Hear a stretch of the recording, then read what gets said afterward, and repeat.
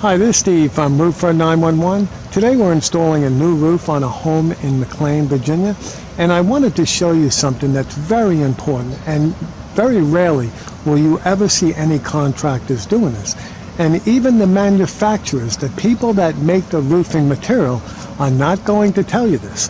Now you see the black going on top of the plywood? That's ice and water shield. And the shingles goes on top of that. And the ice and water shield seals all the nails that are holding the shingles into place. Without the ice and water shield, if we had a bad ice dam, with all the weight of that ice melting, the water can actually go underneath the shingles and leak inside the home. But now look to the fascia board. You see that black strip going right across? That's also the ice and water shield, and we overlap the wood fascia by 4 or 5 inches. Now the reason for that is because when we install the new gutters, after the roof is installed, we're going to screw the gutters through the ice and water shield, through the fascia, and into the rafters, and the ice and water shield will seal the screws from behind.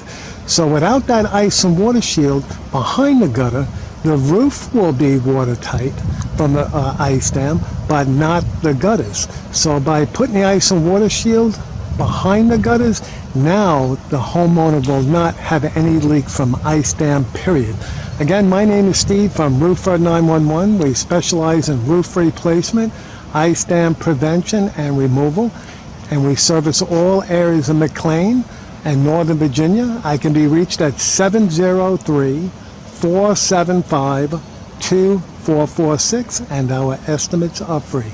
Thank you.